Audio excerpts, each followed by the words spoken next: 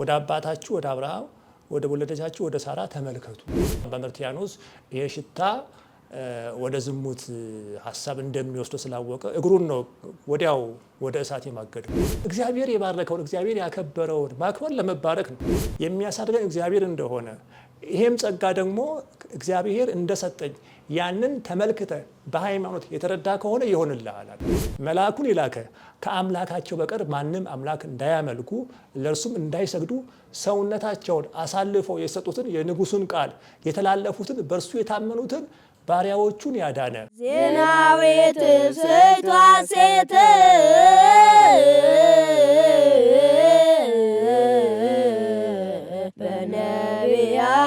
በነቢያት ተሰብከ ብርሃን መጻቤነ።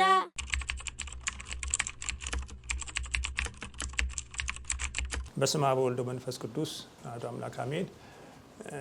እንግዲህ ዛሬ የምናየው ርዕሰ ጉዳይ ስለ ቅዱሳን መማር ለምን አስፈለገ በሚል ርዕሰ ጉዳይ ይሆናል። እንግዲህ ይህንን ትምህርት በዋናነት የምንማርበት ምክንያት በተለይ ዋና ዋና የቤተክርስቲያን ትምህርቶችን መሰረታዊ ነገሮችን ማወቅ ሌሎች ጉዳዮችን ለመመለስና ለመረዳት ስለሚጠቅም ነው። ስለ ቅዱሳን ለማወቅ ቤተክርስቲያን ስለ ቅዱሳን የምታስተምረው ለምንድን ነው የሚለውን መሰረታዊ ሀሳብ ማወቅ ስላለብን ነው።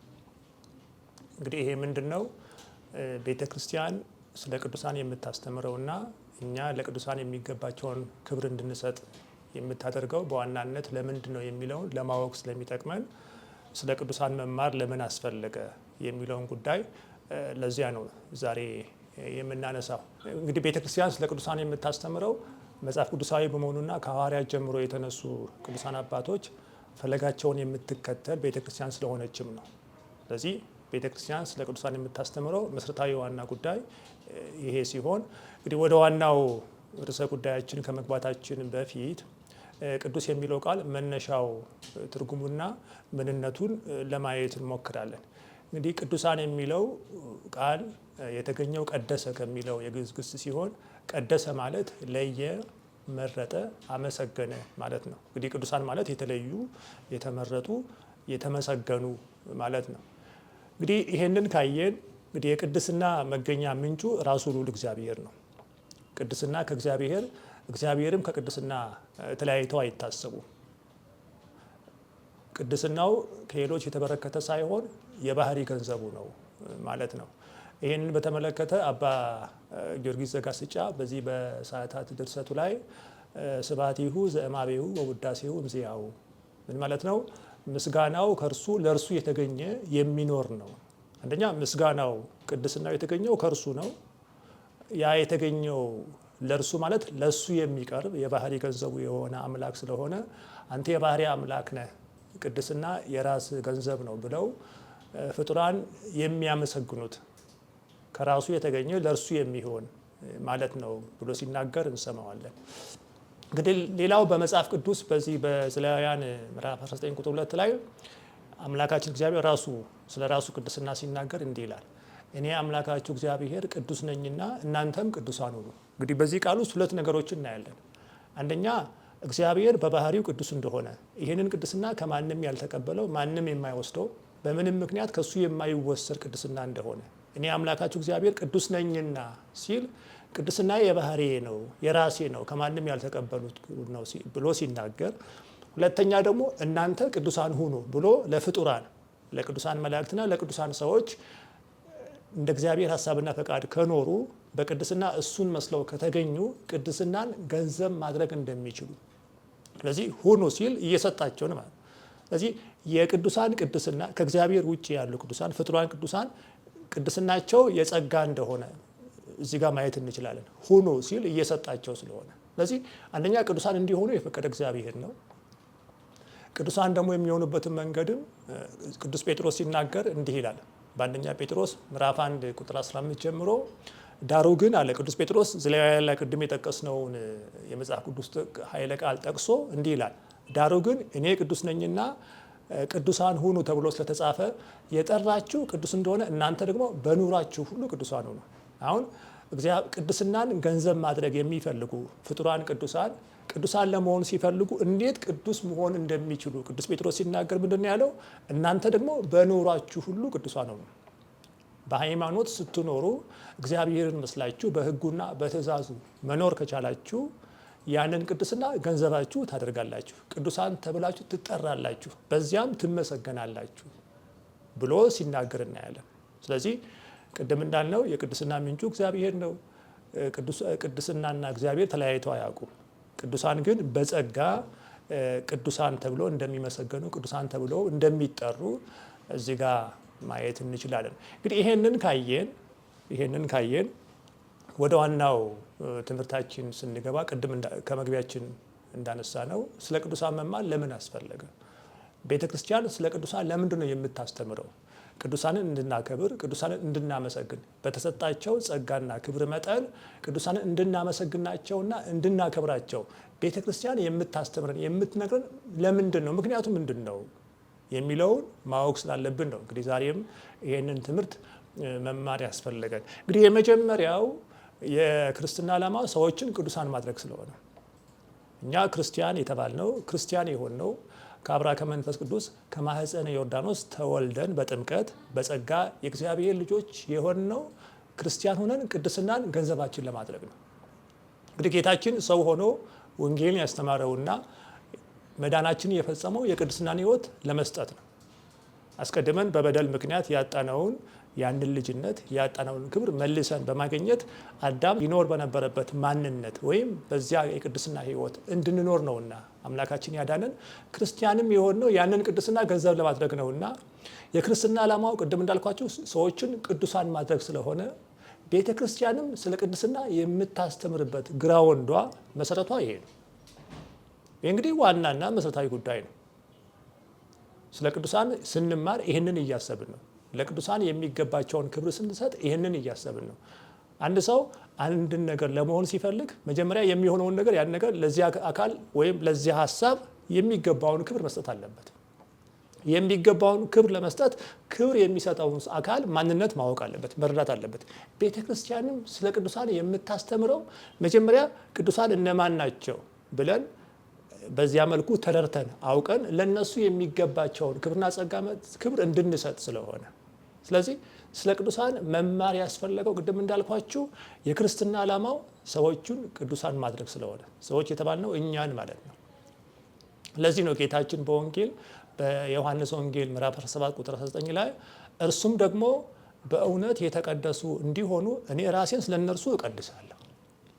እግዚአብሔር ወደዚህ ምድር መጥቶ ከሶስቱ አካላት አንዱ አካል እግዚአብሔር ወደዚህ ምድር መጥቶ ያዳነን ሕጉን ሰጥቶን የሄደን እኛ እንድንቀደስ ቅዱሳን ተብለን እንድንጠራ ነው። በሕጉና በትእዛዙ ከኖርን አባቶቻችን ቅዱሳን፣ እናቶቻችን ቅዱሳት አንስት ያገኙትን ክብር እኛም እናገኛለን። ለምን? ቅድም እንዳልነው የክርስትና ዓላማ ሰዎችን ምን ማድረግ ስለሆነ ቅዱሳን ማድረግ ስለሆነ።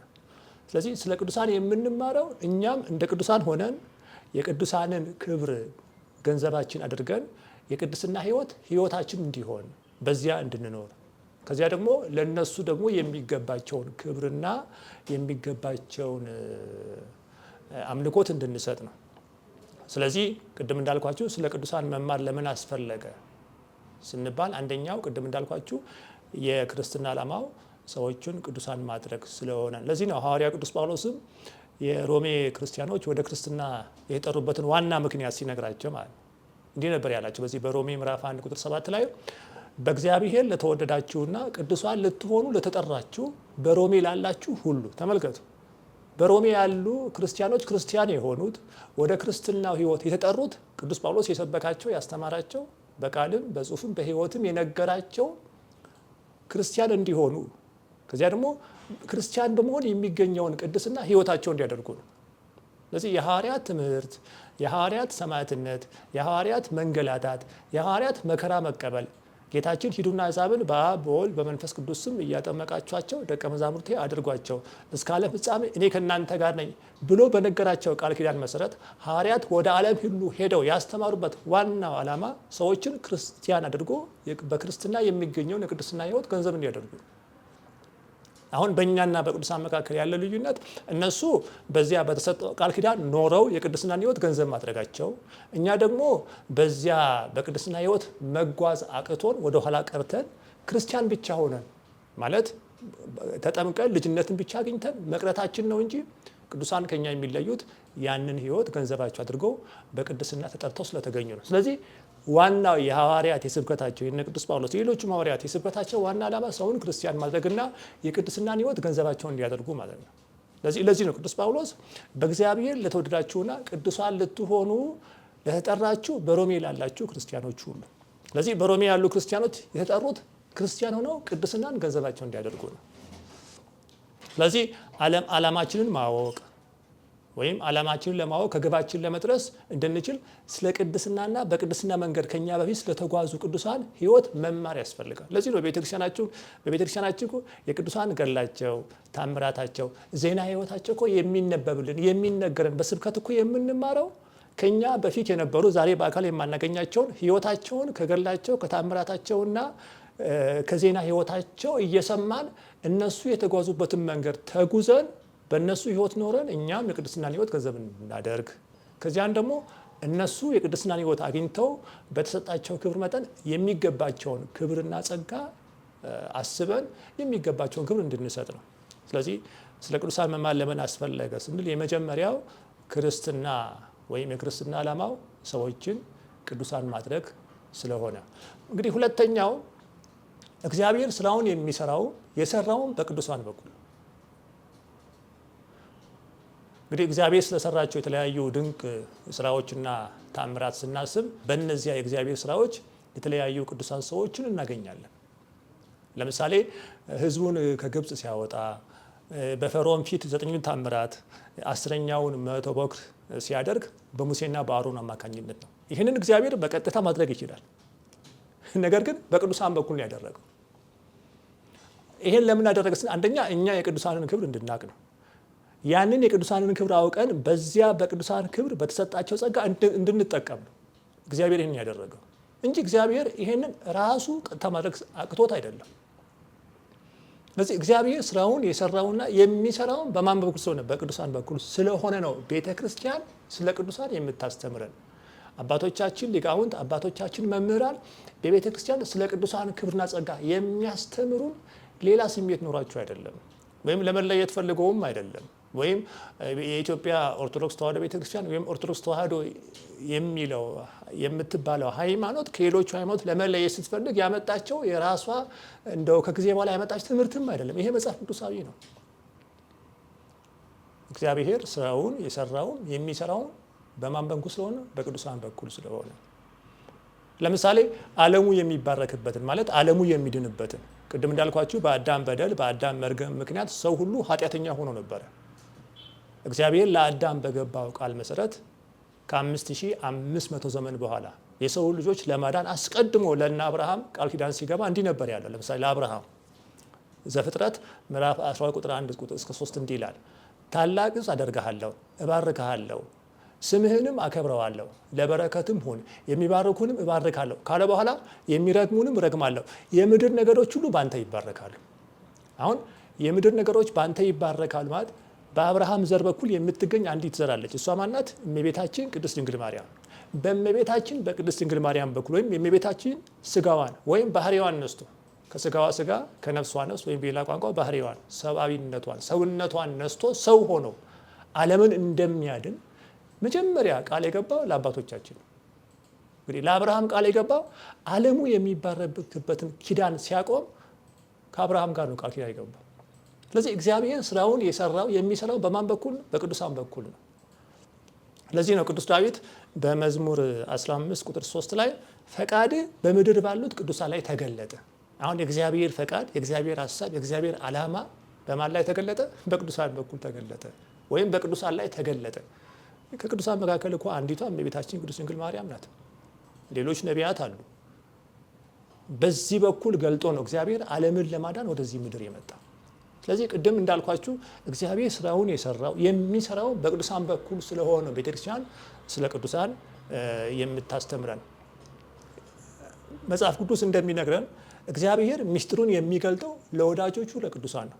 ለነሱ ሳይገልጥ እግዚአብሔር ያላደረጋቸው ነገሮች ቢኖሩም አብዛኞቹ ግን መጀመሪያ ለነሱ ነግሮ ነው እግዚአብሔር ከዚያ በኋላ ስራውን የሰራው። ለምሳሌ ስለዚህ ጉዳይ ነብዩ አሞጽ ሲናገር እንዲህ ይላል። ትንቢተ አሞጽ ምዕራፍ 3 ቁጥር 7 ላይ በእውነት ጌታ እግዚአብሔር ሚስጥሩን ለባሪያዎቹ ለነቢያት ካልነገረ በቀር ምንም አያደርግም። ተመልከቱ፣ ለባሪያዎቹ ለቅዱሳን ነቢያት ካልነገረ በቀር ምንም አያደርግም። ቅድም እንዳልኳችሁ ዓለምን ለማዳን ከሰው ወገን እንደሚወለድ፣ እንደሚሰቀል፣ እንደሚሞት፣ እንደሚነሳ፣ እንደሚያርግ ያ ብቻ አይደለም ተመልሶ እንደሚመጣ ይሄን አስቀድሞ ለነቢያት ነግሯቸዋል።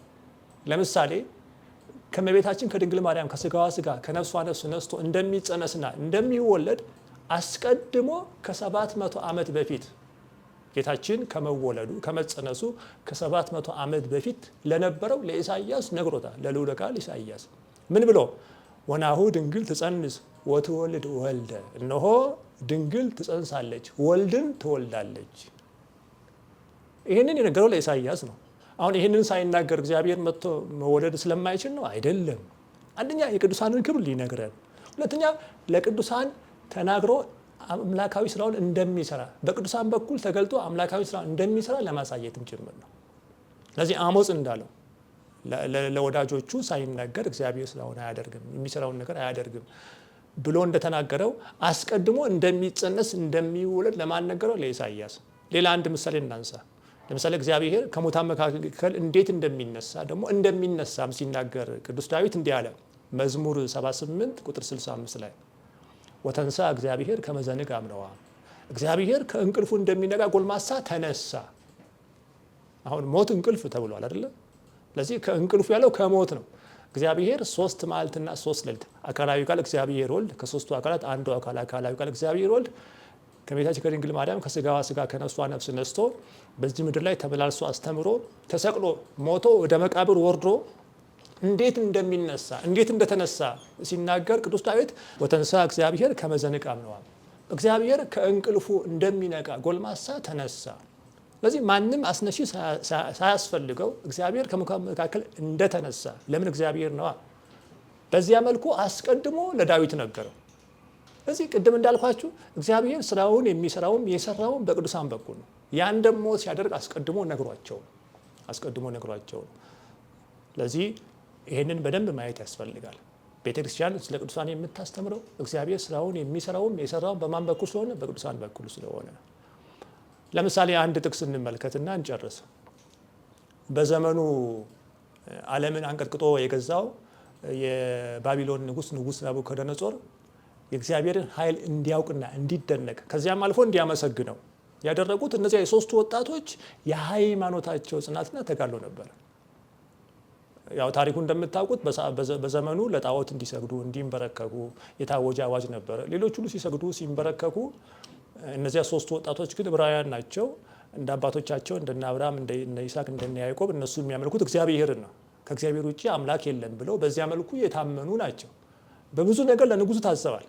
ግን በዚህ ነገር መምሰል አልፈለጉም። ንጉሥ ሆይ በዚህ እንመስል ዘንድ ተገቢያችን አይደለም፣ አንተ ላቆምከው የወርቁ ምስል አንሰግድም ብለው በሃይማኖታቸው ጸንተው በመገኘታቸውና ባለመስገዳቸው ምክንያት የመጣባቸውን ያንን ቅጣት ለመቀበል ዝግጁዎች እንደሆኑ ጽኑዓን እንደሆኑ እስከ መጨረሻው ድረስ እንደጸኑ ከዚያም ደግሞ አምላካቸው እንዳዳናቸው ከተመለከተ በኋላ ናቡከደነጾር እንዲህ አለ። ተመልከቱ።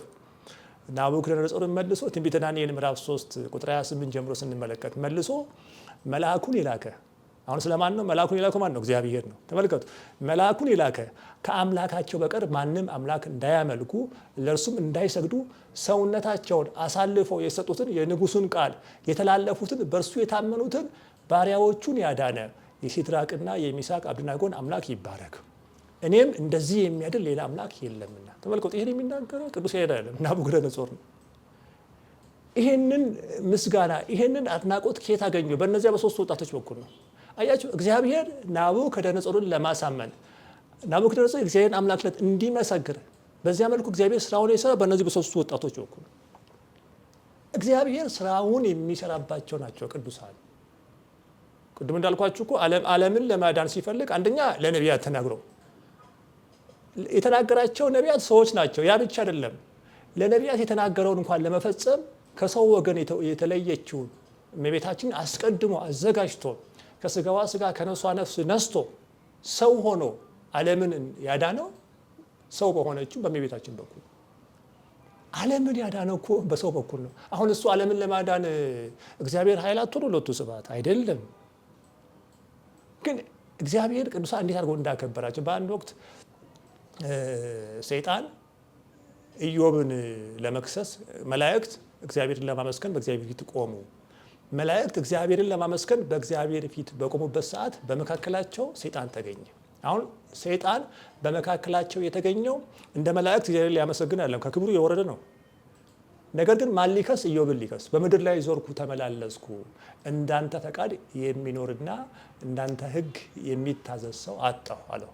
ያኔ እግዚአብሔር ስለ ኢዮብ ሲመሰክር እንዲህ አለ፣ በውኑ ባሪያዬን ኢዮብን ተመለከትከውን ካለ በኋላ እንደሱ ፍጹምና ቅን ከክፋት የራቀ እግዚአብሔር የሚፈራ ሰው የለም። ይሄን የሚናገረው ማን ነው? እግዚአብሔር። ስለማን? ስለ ኢዮብ። አያቸው ቅዱሳንን እንድናከብር ሲፈልግ እግዚአብሔር ክብራቸው መጀመሪያ ለእኛ ገልጦ ነው በዚህ ልክ አመስግኗቸው አክብሯቸው ያለው። ስለ እመቤታችን ክብርና ጸጋ እኮ አስቀድሞ በመልአኩ በኩል ገልጦ ነው እመቤታችን እንድናመሰግን ያደረጋል። ስለዚህ እግዚአብሔር ነው ያከበራቸው። እግዚአብሔር ነው በዚያ መልኩ ቅዱሳን እንዲሆኑ የፈቀደላቸው። ቅድም እንዳየ ነው እኔ አምና እግዚአብሔር ቅዱስ እናንተም ቅዱሳን ሁኑ። ይሄ አምላካዊ ፈቃድ ነው። በዚህ አምላካዊ ፈቃድ ውስጥ አልፈው ቅዱሳን የሆኑትን አለማክበር ቅድም አብርሃምን እንዳለው የሚባርኩን እባርካለሁ፣ የሚረግሙን እረግማለሁ፣ አንተ ግን ለበረከቱን። አብርሃምን የሚባርክ ማለት የሚያመሰግን ባረከ አመሰገነ ተብሎም ስለሚተረጎም ለእግዚአብሔር ሲሆን መለየት ነው። እግዚአብሔር ቅዱሳንን ይባርካቸዋል ማለት ይለያቸዋል፣ ያመሰግናቸዋል ማለት አይደለም። ለኛ ለሰዎች ግን ባርኩ ስንባል አመስግኑ ነው። አብርሃምን የሚያመሰግን ይመሰገናል። እንግዲህ አብርሃምን የሚያመሰግን የሚመሰገን ከሆነ የሐዲስ ኪዳን እመቤት የሆነችው ድንግል ማርያምን ደግሞ የማያመሰግን ምን አይነት በረከት ነው የሚያጣው? ለዚህ እኮ ነው አባ ጊዮርጊስ ዘጋስጫ በሰዓታት ድርሰቱ ላይ ርጉመ ይኩን ዘይረግመኪ ወብርከ ይኩን ዘይባርከኪ፣ እመቤቴ ሆይ የሚባርከሽ የተባረከ ይሁን። ምን ማለት ነው? የሚያመሰግንሽ። እመቤታችን እኛ ልንቀድሳት ነው ልንለያት ነው አይደለም። አመስግነን ልንመሰገን ነው። የሚያመሰግንሽ የተመሰገነ ይሁን፣ በተቃራኒው ደግሞ የሚረግምሽ ደግሞ የተረገመ ይሁን ያለው አባ ጊዮርጊስ ዘጋስጫ ያንን መጽሐፍ ቅዱሳዊ ኃይለ ቃል መሰረት አድርጎ እግዚአብሔር ለአብርሃም የተናገረው። ስለዚህ ቤተክርስቲያን ስለ ቅዱሳን የምታስተምረው እግዚአብሔር ስራውን የሰራውም የሚሰራውን በማን በኩል ስለሆነ በቅዱሳን በኩል ስለሆነ። ሶስተኛው እንግዲህ መጽሐፍ ቅዱስ ቅዱሳንን እንድናውቅና ወደ እነሱ እንድንመለከት ስለሚያዘን ነው። ቅዱሳንን እንድናውቅ ቅድም ብያችኋለሁ። አንድን ነገር ለማክበር የሚገባውን ክብር ለመስጠት ያንን አካል ያንን ሀሳብ ማወቅ ያስፈልጋል፣ መረዳት ያስፈልጋል። ለምሳሌ እግዚአብሔር ማን ነው ብለን ስለ እግዚአብሔር ማንነት ማወቅ ያስፈልጋል። ክርስቶስ ማን ነው ብሎ አንድ ሰው ስለ ክርስቶስ ማንነት አውቆ ክርስቶስ እግዚአብሔር እንደሆነ ካልተረዳና በዚያ ልክ ካላመነ ለእሱ የሚገባውን ክብር ለመስጠት በጣም ይቸገራል። ስለዚህ ማንነት ወሳኝ ነው። ማንነት ወሳኝ ነው። ስለዚህ ማንነትን ለማወቅ መጀመሪያ ለመረዳት መጀመሪያ መጽሐፍ ቅዱስ ቅዱሳንን እንድናውቅና ወደ እነሱ እንድንመለስ የሚያዘንን ማወቅ ያስፈልጋል። ለምሳሌ በትንቢተ ኢሳይያስ ምዕራፍ 51 ቁጥር 2 ላይ ልዑለ ቃል ኢሳይያስ እንዲህ ይላል፣ ወደ አባታችሁ ወደ አብርሃም ወደ ወለደቻችሁ ወደ ሳራ ተመልከቱ። አሁን ተመልከቱ፣ ኢሳይያስ ወደ እግዚአብሔር ተመልከቱ፣ እግዚአብሔርን እዩ ማለት ይችላል። ነገር ግን ምን አለ?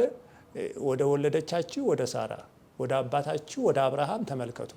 እንግዲህ ወደ አብርሃም ወደ ሳራ ስንመለከት አብርሃምና ሳራ ጋር ያለ ህይወት አለ ማለት ነው። እንግዲህ አብርሃምና ሳራ እንደሚታወቁት በተለይ አብርሃም የእምነት አባት ተብሎ የሚታወቅ አባት ነው። በቤተክርስቲያን ትምህርት ስለ ሃይማኖት ስለ እምነት ሲነገር አብርሃም ሳይነሳ ታሪኩ ሳይነገር የታለፈበት ቦታ የለም። ቅዱስ ጳውሎስ ዕብራውያን ምዕራፍ 11ን ሙሉን ስታነቡ ዕብራውያን ምዕራፍ 11 በነገራችን ላይ የሃይማኖት የእምነት አንቀጽ ነው። ሙሉን ስታነቡት እዚያ ውስጥ ካነሳቸው ቅዱሳን መካከል አንዱና የመጀመሪያ አብርሃም፣ በተለይ አብርሃም እምነቱን እንዴት እንደገለጠ በምን መልኩ አብርሃም አማኝ እንደተባለ በዚያ መልኩ ሲገልጠው እናያለን። ስለዚህ ወደ አብርሃም ስንመለከት ይሄ አሁን እይታ ዝም ብሎ ስጋዊ እይታ አይደለም። አብርሃም ሃይማኖቱን ነው፣ የሳራን ሃይማኖቷን፣ የሳራን ታዛዥነቷን፣ የአብርሃም እምነቱን፣ የአብርሃምን ታዛዥነቱን ማየት የምንችለው መረዳት የምንችለው እንደ አብርሃም እንደ ሳራ መሆን የምንችለው ወደ እነ አብርሃምና ወደ እነ ሳራ ስንመለከት ወይም ወደ እነ አብርሃምና ወደ እነ ሳራ ሃይማኖት ስናይ ነው። ስለዚህ ለዚህ ነው ኢሳይያስ ወደ አባታችሁ ወደ አብርሃም ወደ ወለደቻችሁ ወደ ሳራ ተመልከቱ ያለ። ለምሳሌ በዚህ በሐዋርያት ሥራ እንደምታስታውሱት የሐዋርያት ሥራ ምዕራፍ 4 ላይ ቅዱስ ጴጥሮስና ዮሐንስ ከእናቱ ማህፀን ጀምሮ ሽባ ሆኖ የተወለደውን ሰው በዚያ ተቀምጦ እያለ ለምኗቸው ነበረ። ጴጥሮስና ዮሐንስ ምንድን ነው ያሉት? እኛ ብርና ወርቅ የለንም፣ ያለንን ግን እንሰጣለን አሉት። አሁን ጴጥሮስና ዮሐንስ ለዚህ ሰውዬ የሚሰጡት ጸጋ አላቸው ማለት ነው። ያ ጸጋ ምንድን ነው? የማዳን ጸጋ ነው። ግን ይህንን የማዳን ጸጋ ለማግኘት ያ ሰውዬ ከፈለገ ምን አሉት? ከፈለገ ምን አለ? ወደ እኛ ተመልከት አለው። ጴጥሮስን ተመልከቱ፣ የሚሆንልህ ወደ እኛ ስትመለከት ነው። ከዚያ ይሄ ሰውዬ ወደ ቅዱስ ጴጥሮስና ዮሐንስ ተመለከተ። እንግዲህ በሽተኛው ወደ እነርሱ ሲመለከት ያገኘው የክርስቶስን የፈውስ ኃይልና ተአምራት ነው። በነገራችን ላይ በቤተ ክርስቲያን ቅዱሳን ያድናሉ ብለን ስንማር ወይም ቤተክርስቲያን ስታስተምረን ቅዱሳን በራሳቸው ኃይል ነው ብላ አይደለም የምታስተምረው። ኃይሉ የእግዚአብሔር ኃይል ነው፣ ግን የማዳን ጸጋው ግን ተሰጥቷቸዋል። ይህም በደንብ ለይቶ ማወቅ ያስፈልጋል። ቅዱሳን የሚያድኑበት ኃይል የማን ኃይል ነው? የእግዚአብሔር ኃይል ነው። ግን እንዲያድኑ ደግሞ ጸጋውን ሰጥቷቸዋል። ስለዚህ ይሄ ሰውዬ ወደ እነርሱ ተመለከተ። ወደ እነርሱ ሲመለከት የክርስቶስን የማዳን ኃይልና ተአምራቱን ተመለከተ። ከዚያ ያ ሰውዬ ተፈወሰ። ከነሱ ጋር እግዚአብሔርን እያመሰገነ ወደ ቤተ መቅደስ ገባ። ስለዚህ ወደ ቅዱሳን እንድንመለከት የሚያዘን ማን ነው? መጽሐፍ ቅዱስ ነው። አንድ ታሪክ ለማንሳት ኤልያስ ወደ ብሔረ ሕያዋን ሲያርግ አገልጋዩ ወይም ደቀ መዝሙሩ ኤልሳ አንድ ጥያቄ ጠይቀውት ነበረ። እባክህን ጸጋህን አድለኝ፣ ጸጋህ ወደ እኔ ይድረስ ብሎ ሲለምነው ያ የሚሆኑ እኔ ሳርግ ያየ እንደሆነ የተመለከትክ እንደሆነ እግዚአብሔር እንደሚያሳርገኝ የሚያሳርገኝ እግዚአብሔር እንደሆነ ይሄም ጸጋ ደግሞ እግዚአብሔር እንደሰጠኝ ያንን ተመልክተ በሃይማኖት የተረዳ ከሆነ ይሆንልሃል አለ። ያኔ በዚያ መልኩ ተመለከተ። ከዚያ ኤልያስ መጎናጸፊያውን ወረወረለት። ኤልሳም ያንን መጎናጸፊያ ይዞ በእምነት ስለተቀበለ ያ ኃይል በሱ ላይ አደረ። እጥፍ ድርብ ሆኖ መጽሐፉን ስታነቡት እጥፍ ድርብ ሆኖ አደረበት። ከዚያ በኋላ ዮርዳኖስ ወንዝ ተሻግሮ አልፎ ሄደ። 2 ሙት ነው ያስነሳ በነገራችን ላይ ኤልሳ። ስለዚህ ወደ ቅዱሳን መመልከት እንዲህ አይነት ኃይል ያስገኛል፣ እንዲህ አይነትን ኃይል ያሰጣል። ስለዚህ መጽሐፍ ቅዱስ ቅዱሳን እንድናውቅና ወደ እነርሱ እንድንመለከት ስለሚያዘን ነው ቤተክርስቲያን ስለ ቅዱሳን የምታስተምረን። ለዚህ ነው ቅዱስ ጳውሎስ እኔ ክርስቶስን እንደምስል እናንተም እኔን ምሰሉ። አሁን ቅዱስ ጳውሎስ እኮ ክርስቶስን ምሰሉ ማለት ይችል ነበር። ጳውሎስ ክርስቶስን ስለሚመስል በአይናችን የምናየውን ጳውሎስን እሱን መስለን ከተገኘን ክርስቶስን እንደምንመስል ማለት ነው። ስለዚህ ወደ እኔ ተመልከቱ፣ እኔን ምሰሉ። እኔን ተመልከታችሁ የኔን ሕይወት አይታችሁ ታምራቴን፣ ትምህርቴን፣ ሕይወቴን ተመልከታችሁ እንደኔ መሆን ከቻላችሁ፣ ግን እንደሱ ለመሆን መጀመሪያ ጳውሎስን መመልከት ያስፈልጋል። በሃይማኖት መነጽር ማየት፣ መመልከት፣ መረዳት፣ ማስተዋል ያስፈልጋል። አሁን የብዙዎቻችን ችግር ይሄ ነው። እንሰማለን ግን አናስተውልም፣ እናያለን ግን አናስተውልም። በቤተክርስቲያን የምናያቸውን ቅዱሳን በቤተክርስቲያን በቅዱሳን በኩል የሚደረገውን ተአምራት ማየት ብቻ አይደለም፣ ማስተዋል ያስፈልጋል። ተመልክተን፣ ሰምተን፣ አይተን፣ አምነን በዚያ መኖር ያስፈልጋል። ስለዚህ በዚያ መልኩ የምንሆን ከሆነ ከቅዱሳን የሚገኘው በረከት እናገኛለን። ስለዚህ ቤተክርስቲያን ስለ ቅዱሳን የምታስተምረው መጽሐፍ ቅዱስ ቅዱሳንን እንድናውቅና ወደ እነርሱ እንድንመለከት ስለሚያዝን ነው። እንግዲህ አራተኛው እንግዲህ የቅዱሳን ሕይወት ሕያው ወንጌል ስለሆነ ሕያው ወንጌል ማለት ቅዱሳን የሰሙትን ያዩትን የሰሙትን አምላካዊ ቃል ያዩትን አምላካዊ ተአምር እና ሌሎቹንም ጉዳዮች ተመልክተው አይተው ሰምተው ዝም ብሎ የጆሮ ምግብ አይደለም የሚያደርጉት። መጀመሪያ የሰሙትን ያዩትን ይቀበላሉ። ሲቀበሉ በእምነት ነው። አምነው ተቀብለው በልባቸው ያስቀምጣሉ። በልባቸው ማስቀመጥ ብቻ አይደለም፣ ያንን ሕግ በተግባር ይገልጡታል። ለዚህ ነው ጌታችን እኮ በአንድ ቦታ ምንድን ያላቸው? መልካሙን ስራችሁ አይተው በሰማያት ያለውን አባታችሁን ያከብሩ ዘንድ ብርሃናችሁ በሰው ፊት ይብራ። ብርሃናችሁ ማለት መልካም ስራችሁ፣ ይሄ በሃይማኖት ተቀብላችሁ በሃይማኖት የሚገለጠው መልካም ስራችሁ በሰው ፊት ይብራ ማለት ይገለጥ። ማመናችሁ ብቻውን ምንም አይሰራ፣ በመታመን በተግባር ግለጡት። ስለዚህ የቅዱሳን ሕይወት ሕያው ወንጌል ነው። እንግዲህ በወንጌል የምናገኘው አብዛኛው ነገር እንድናደርገው የታዘዘ ነው አይደለ? አድርጉ ነው። ይሄ ደግሞ ተተርጉሞ የምናየው በቅዱሳን ሕይወት ነው። ይሄንን በተግባር ተፈጽሞ የምናየው ቅድም እንዳልኳችሁ በቅዱሳን ሕይወት ስለሆነ፣ ስለዚህ የቅዱሳን ሕይወት ሕያው ወንጌል ስለሆነ በአንድ ወቅት በአንድ ቦታ ላይ የሚኖር አንድ ታላቅ አባት ነበር እና ወደዚያ ታላቅ አባት እየሄዱ ምክር የሚቀበሉ መነኮሳት ነበሩ። እነዚህ መነኮሳት በቁጥር 3 ናቸው። ከሶስቱ 2ቱ ይጠይቃሉ፣ ይመከራሉ፣ ምክር ይቀበላሉ፣ መልስ ያገኛሉ። አንደኛው ግን አይጠይቅም፣ ዝም ብሎ ቁጭ ብሎ ይመለከታል፣ ይሰማል። እና ያ ምላሽ የሚሰጥ አባት፣ ያ ታላቅ አባት፣ ያ ምክር የሚሰጠው አባት ያንን መነኩሴ አንድ ጥያቄ ጠየቀው። ወንድሞቹ ሲጠይቁ አንተ ለምንድን ነው የማትጠይቀኝ አለው። እዚህ ይሄ አባት ሲመልስ ማለት አባቴ ሆይ አንተን ማየት ይበቃኛል። ተመልከቱ። ለምን? ቅድም እንዳልኳችሁ ቅዱሳን የሚነበቡ ወንጌሎች ናቸው።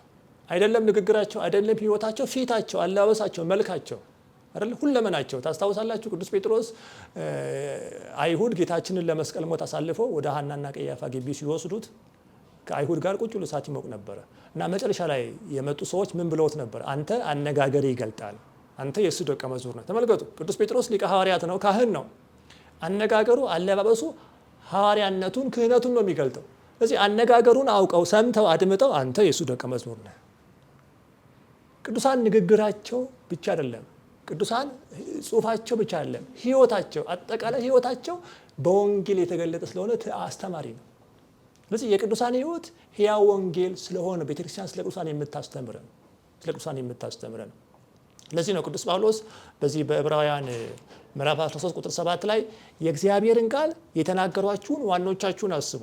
አሁን የእግዚአብሔርን ቃል የነገሩን ዋኖቻችን እነማን ናቸው? ቅዱሳን ናቸው። ቅድም እንዳልካችሁ በ3 መንገድ ነው የነገሩ። አንደኛ በቃል፣ ሁለተኛ በመጽሐፍ፣ ሶስተኛ በሕይወት።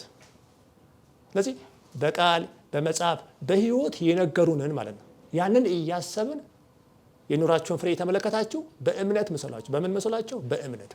በናችን ላይ በቤተክርስቲያን አስተምሮ እምነት የሚባለው 2 ነገር አለ በውስጡ፣ ማመንና መታመን። ስለዚህ ቅዱሳን ያመኑትን ቅድም እንዳልኳችሁ በመታመን በተግባር ገልጠው ነው የኖሩት። ቅድም እንዳልኳችሁ የቅዱሳን ሕይወት ሕያው ወንጌል ስለሆነ ማለት ነው። ስለዚህ በዚያ መልኩ ገልጠው በቃላቸው፣ በሕይወታቸው፣ በጽሁፋቸው ያስተማሩትን እያሰባችሁ በእምነት ምሰሏቸው። ለምን? የቅዱሳን ሕይወት ምን ስለሆነ? ሕያው ወንጌል፣ ያልሞተ አይደለም፣ ሕያው ነው፣ ሕይወትን የሚሰጥ ነው። አንዳንዶቹ ወንጌል ያነባሉ፣ ግን ያ ወንጌል በአፋቸው በእምነታቸው ሲሞት እናያለን። ቅዱሳን ግን ወንጌልን ሲናገሯት፣ ወንጌልን ሲጽፏት፣ ወንጌልን ሲኖሯት ሕያው እንደሆነች እየገለጡ ነው። እነሱ በዚያች ሕይወት ኖረው እኛም በዚያች ሕይወት እንድንኖረው ስለሚያደርጉን ነው ቤተ ክርስቲያን ስለ ቅዱሳን የምታስተምረው። ለምሳሌ በዚህ በወንጌል ላይ በሉቃስ ወንጌል ምዕራፍ 6 ቁጥር 27 ላይ ጠላቶቻችሁን ውደዱ፣ ለሚጠላችሁ መልካም አድርጉ የሚል ቃል አለ። ይህንን በቃል በተግባር የገለጡ ቅዱሳን አሉ። ለምሳሌ ከነዚህ መካከል ሊቀ ሰማያት ቅዱስ እስጢፋኖስ እንደምታውቁት እሱ ስለ ክርስቶስ ስለ እግዚአብሔር አምላክነት ከብሉይ ኪዳን እየጠቀሰ እያገናኘ ከአዲስ ኪዳን ትምህርት ጋር እያገናኘ ስለ ክርስቶስ እግዚአብሔርነት ሲመሰክር፣ አይሁድ ግን ይወግሩት ነበረ። ያው እንደምታስታውሱት በዚያ ሰዓት ሳውል በኋላ ጳውሎስ የተባለው የወጋሪዎቹን ልብስ ይዞ እሱም ያው በዚያ ተባብሮ እዚያ ቦታ ቆሞ ነበረ።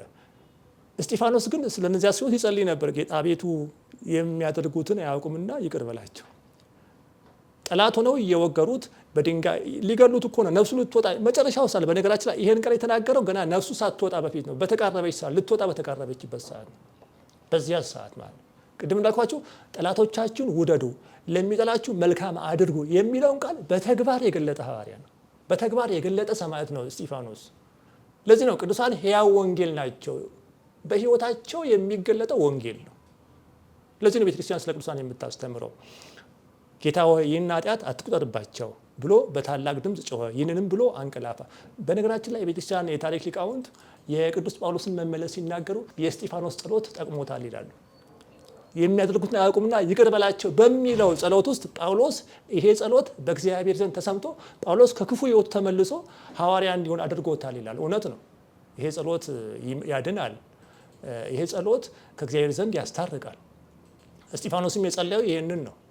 ስለዚህ ቅዱሳን በዚህ መልኩ ነው ወንጌልን የገለጡት። በንግግር ብቻ አይደለም፣ ወይም በመጽሐፍ ብቻ አይደለም፣ በሕይወታቸው ገልጠው በእነሱ ሕይወት ወንጌል ሕያው ሆና ስለምትነበብ ነው ቤተክርስቲያን ስለ ቅዱሳን የምታስተምረው።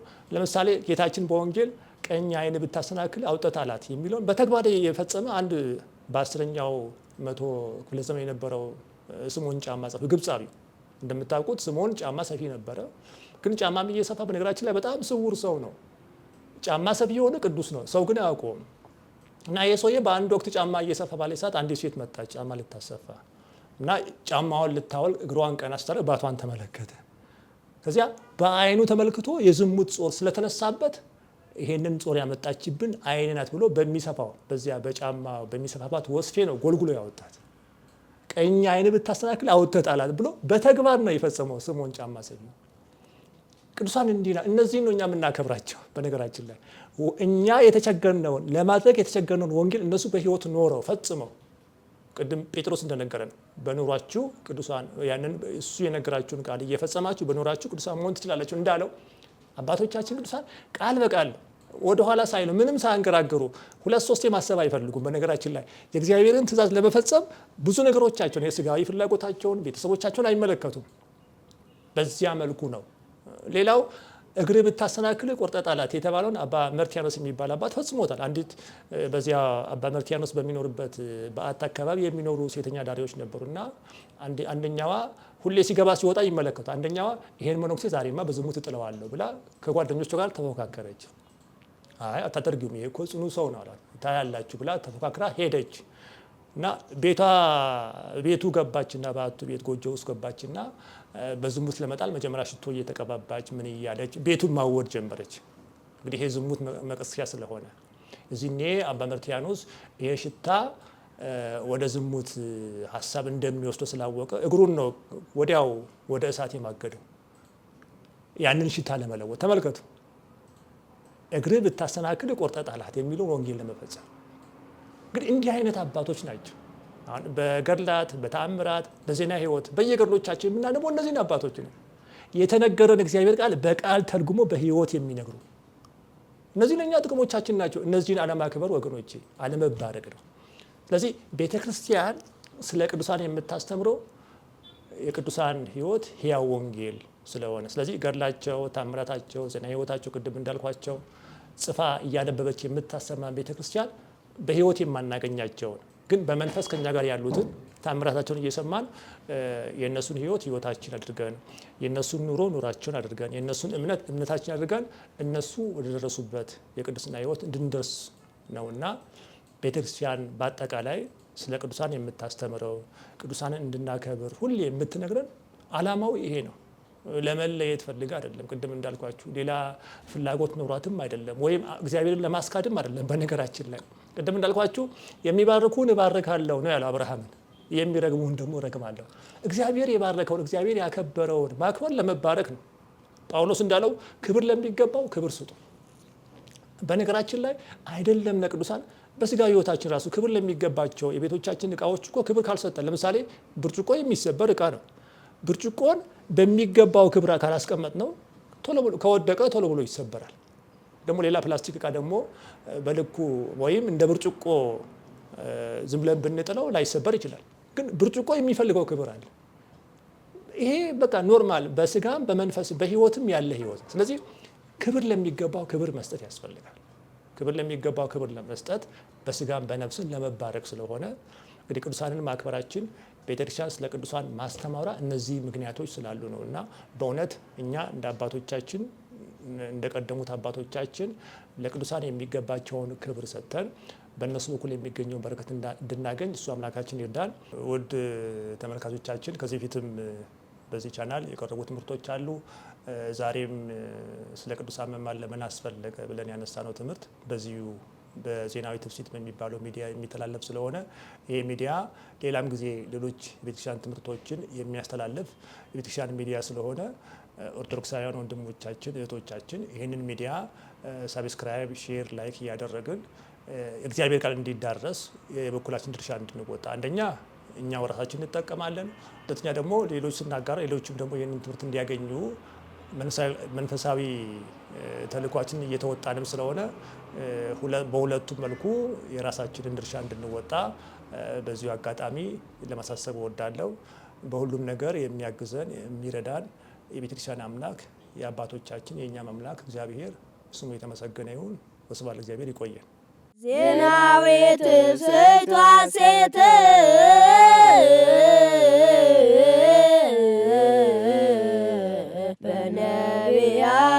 በነቢያት ተሰብከ ብርሃን